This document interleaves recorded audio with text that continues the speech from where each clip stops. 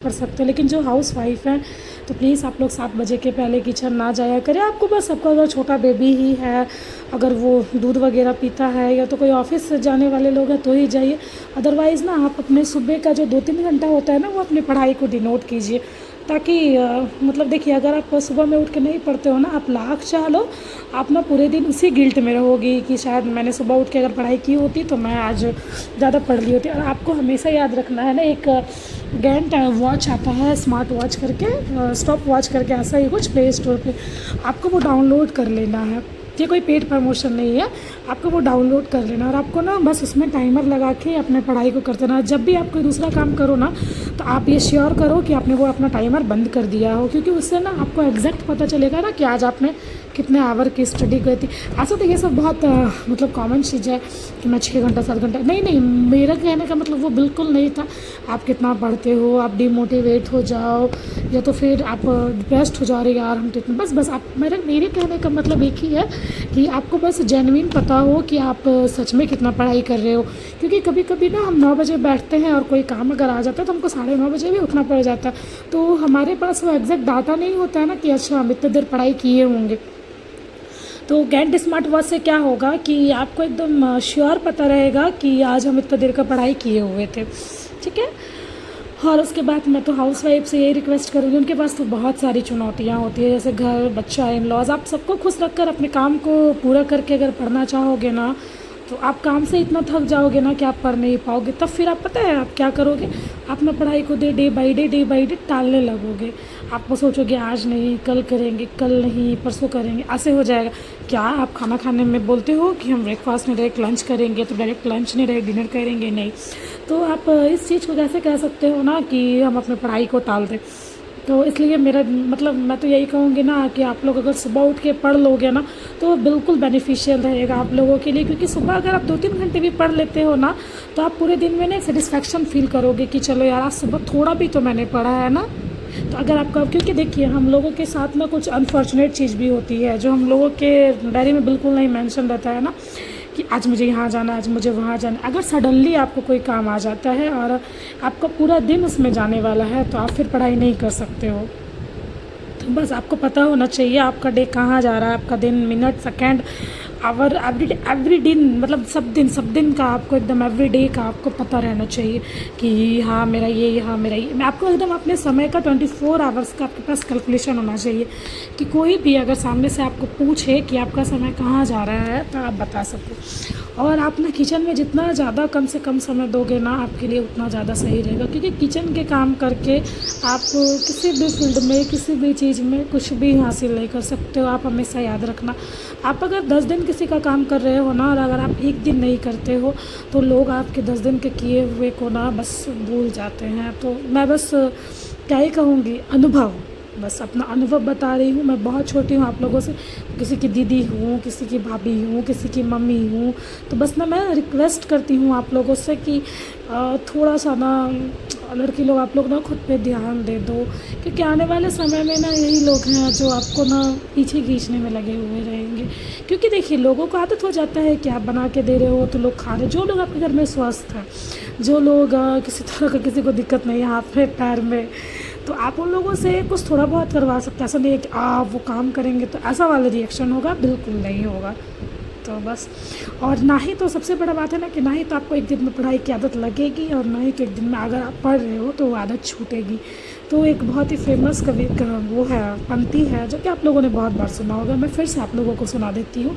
करत करत अभ्यास कर जड़मति होत सुजान, रसरी आवत जात है सिल पर पड़त निशान। तो आप लोग हमेशा एक बात याद रखिएगा ना कि एक दिन में कुछ भी नहीं होने वाला, ना ही तो एक दिन में कुछ ख़त्म होने वाला।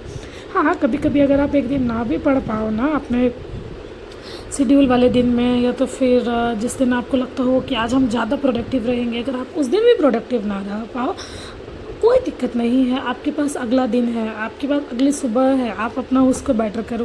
क्योंकि अगर आप गिल्ट में रहोगे ना तो वो दिन तो आपका पार हो ही गया, आने वाला अगला दिन भी आपका उसी गिल्ट में पार हो जाएगा। तो बस जो हो गया सो हो गया। आज से, अभी से खुद को जगाओ, खुद को एक नई ऊर्जा की ओर लेके चलो। बस मैं बस इतना ही कहना चाहूँगी कि अभी आपके एग्ज़ाम में जून, जुलाई, अगस्त बस 90 दिन का समय है। जो भी सितंबर में बीपीएससी के पीटी में बैठ रहे हैं, बस आर नहीं तो पार, खुद को इस पार रख लो या तो उस पार जाने दो। आपको बहुत मेहनत करना है, आपको बहुत संघर्ष करना है। कंपटीशन बहुत टफ होने वाला है, क्योंकि बिहार में सिर्फ हमारे बिहार के लोग ही फॉर्म नहीं भरते, कुछ यूपी वाले भरते हैं, कुछ यूपीएससी के कैंडिडेट होते हैं जो कि यूपीएससी लेवल का प्रिपरेशन करते हैं, वो लोग भी बिहार में आके फॉर्म भरते हैं। तो आपको ये अश्योर करना पड़ेगा कि आपका तैयारी उस लेवल का ही हो, अदरवाइज़ आप साइड हो जाओगे, क्योंकि कट ऑफ काफ़ी हाई जाने वाला है। आप लोगों को पता होना चाहिए। और जिस प्रकार बीपीएससी ने अपना पूरा सिलेबस चेंज किया है ना, बहुत मेहनत की ज़रूरत है। और अगर देखिए आपके पास अगर कोई बैकलॉग हो ना, तो आप हमेशा कोशिश करो कि आप उस बैकलॉग को पहले पूरा कर दो, क्योंकि जब तक आपके पास बैकलॉग रहेगा ना, आप एक होता है ना, डरे हुए से रहोगे। यार हो सकता है ना सर जो पीछे पढ़ाए हो क्वेश्चन उसी में से आ जाए। आप आज वाले रहे हो, मैं मानती हूँ कि आपने अपने बैकलॉग को साइड कर दिया और आप जो करंट में चल रहा है, जो करंट में आपके टीचर पढ़ा रहे हैं, आपके फैकल्टीज़ पढ़ा रहे हैं, आप वो पढ़ाई कर रहे हो। लेकिन है ना कि आपका ध्यान उस बैकलॉग पे रहेगा, और जब एग्ज़ाम में आपसे कोई क्वेश्चन मिस हो जाएगा ना, जो आप नहीं बना पाओगे, तो आप बस गिल्ट में रह जाओगे ना कि शायद वो क्वेश्चन मेरे बैकलॉग से आया होगा। तो आप ये श्योर करके जाना कि आपको कोई बैकलॉग ना रहे। और बीपीएससी जैसे एग्ज़ाम है ना, इस एग्ज़ाम की अगर आप तैयारी 5 साल भी करोगे ना, तो आप कभी भी ये सेटिस्फेक्शन नहीं ला पाओगे अपने अंदर ना कि मेरा प्रिपरेशन पूरी तरीके से हो गया है। तो आपको बस ये याद रखना पड़ेगा कि इस एग्ज़ाम में कोई भी हम लोगों को महारती हासिल नहीं करना है कि हम अगर हिस्ट्री पढ़ रहे हैं तो पूरा हिस्ट्री का पता लगा लिए, world history, Indian history, Bihar history, ऐसा कुछ भी नहीं करना है आपको बस इतना पढ़ना है ना कि जो हमारे सिलेबस में हो। क्योंकि आप हम लोगों को बस एक एग्ज़ाम निकालना है, हमारे पास लाख नॉलेज है। इससे क्या हो जाएगा अगर हमारा पीटी ही ना निकले तो?